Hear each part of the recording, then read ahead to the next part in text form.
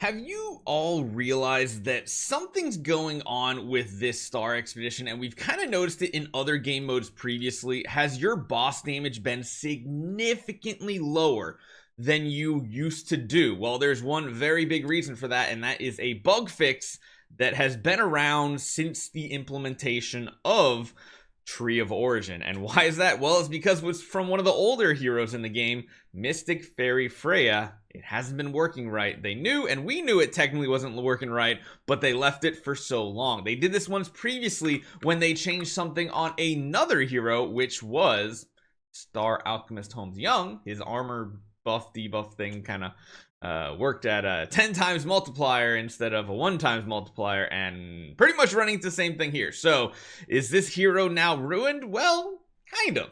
Hopefully you guys enjoy this one. Let's talk about what happened this week to Mystic Fairy Freya.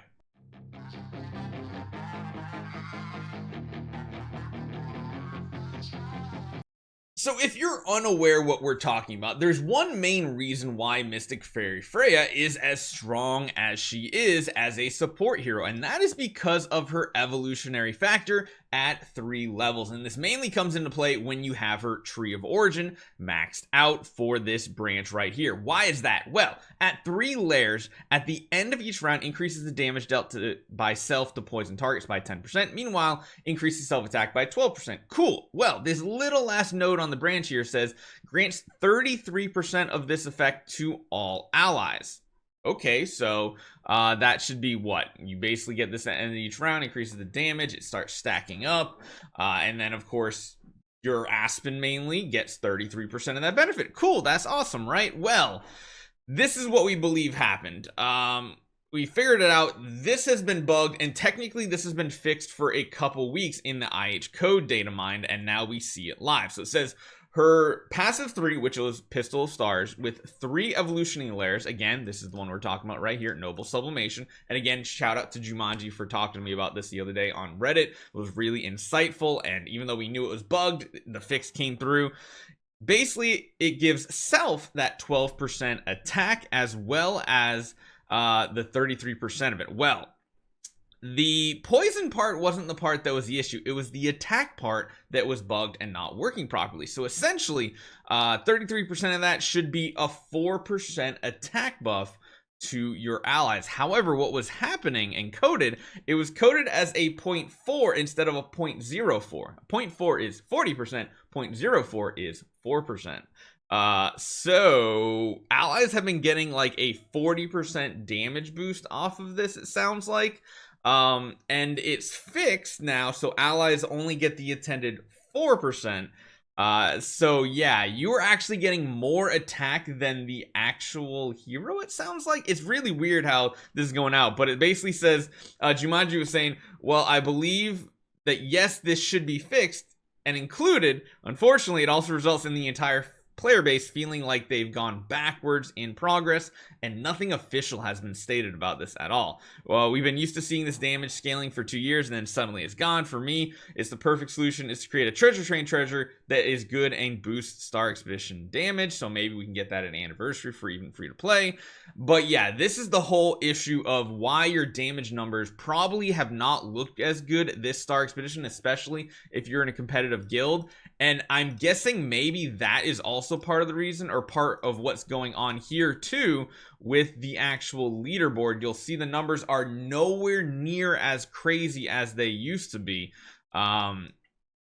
Yeah, like nowhere near as crazy as it used to be, and that is interesting. I'm wondering if this has really affected certain people more than others. Granted, some of the guilds are just holding back on their progression potentially too, but that is a huge deal if this hero is now quote-unquote fixed, because it means, do you even bother building this hero anymore with this nerf? Well, on the first spot, she's still very, very useful because let's be honest here, she's still giving that bonus damage to poison targets, things like that. And it's really, really interesting. People have been really scratching the head for the past 2-3 days because not many people take the time and do damage in the only other really boss game mode, and that's Flame Shrine. Most of us just smash it because we don't really care. The rewards aren't anything crazy good. Going from like ranked N all the way up to here is only a difference of 3,000 guild coins. Like, that is nothing to actually put effort into to try to maximize your progression. However, now that Star Expedition is here, it's really felt on just about every single hero out there, because this is probably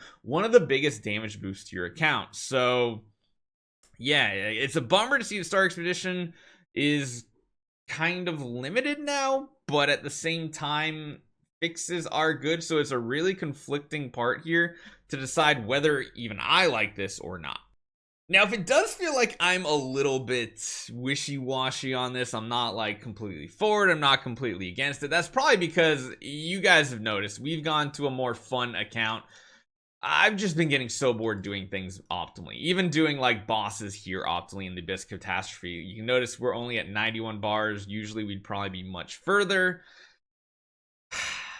I don't know. I've been getting tired of the same old heroes, and if it means fixing older heroes to make newer heroes more viable, I in my opinion, I'm happy about that. But the downside is there's one thing that makes things really hard to swap for people, and that is these soul symbols. Like, if you don't have enough soul symbols, completely swapping your account around to something else is ridiculously difficult and a long-term task, and you hope by the 6 months that you get enough soul symbols to do the fix, the meta hasn't changed again. So that is one positive about the meta that we've had recently, is that it is pretty staple. Like, it doesn't, there's not much changing.